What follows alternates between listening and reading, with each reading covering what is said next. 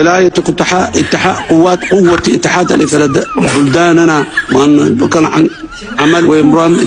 اتفاقية هدنة عائقا أمام أي ولاية أول كلمات جمعت فيها حروف الهجاء قبل أن يرتبها رسل بالعاصمة التي الترتيب المعروفة. أنا مدحوينها مركة كي عربي يقانا حسن شيخ محمود مات وحي أقاد قبيالد وحي إلا ضحي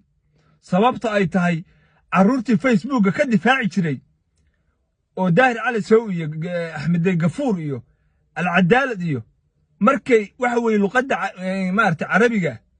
أي وحوي أي كقبان وايين وأهل وايين ما وحوي ما أنت أقاد قبيالد وحي تهي إن من أن وحوي أقول لهم بوصاء الصدر بل ليس مدحوينها لغة عربية سوق عياري الدون كده مع عربية رن أي عمبارين في الصومالي وكويسة والصوماليا مدد كده مسامبا والمدحوينه لما أو بيها جديقة قاتي مسان كوها ليا بل ليس شركة جرائد وجودين مدحوينه حشي محمود يقود بدي وعربوه آد ولا يابين بالليس ولاية قوة اتحاد بلداننا وأن كان عمل وإمرام اتفاقية هدنة عائقا أمام أي ولاية قوة اتحاد ستتمثل بلداننا وأن كان عمل مجدد قضايانا لخدمة قضايا بلداننا وأن كان إنا لله وإنا إليه راجعون إنا لله وإنا إليه بل وحكوا هذا من جيسنا والله حق والله أبدا مدحوين لن وبيه لي وتوي وحساو هذا dad bay waxay maalmahan oo dhan anigu social media waa iska daay dad bay waxay leeyihiin war gabadhiisi meeday qof wax baratay ma ahan muxuu ugu dhiib waay gabadhiisi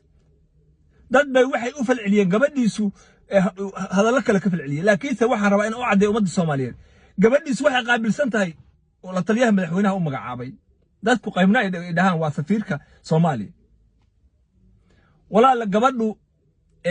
wuxuu madaxweynaha ugu talagalay inuu dakhli ku soo xareeyo dawladaha carabta markii loo tagayo sida Imaaraadka Sacuudiga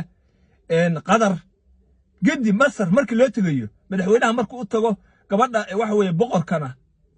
waxa weeye islaanta la socota ama gabadha dhisaata ama mid kale ha ata mid duqabe ha ata gabadha loo geeyaa marka gabadhaas waxay leedahay dahab baa laga buuxiyaa ilaa 10 kiilo dahabana boorso ayaa loogu soo buuxiyaa dawladaha carabta markii inuu dahab uga soo qaato buu madaxweynaha harta gabadha u magacaawday aniga hadda koor mid saaxiibkay ah baa iiga warramay hadda koor gabar madaxtooyada Soomaaliya ka shaqeyn jirtay ayaa wixii maalin baa si wafti kadisa iyo wax u raacay wadanka Qatar gabadhii wuxuu yiri islaamaha loo geeyo boqorada islaamahoodiyo dahab baa laga soo bixiyay awalan tirada danyar ahayn buu yiri markay soo noqotay waftiga la soo noqotay guri 3 dabaqa iyo xamar nooga dhistay buu yiri waa hantidii carabtu waxay yaqaanaanba gabar haday timaado dahab boorsada 10 kiilo ugu yar gabadha waxa loo magacaabay marka la taliyaha u magacaabay inay dahabka soo aruuriso oo madaxweynaha dakhligiisa kor u qaado taasna ogaada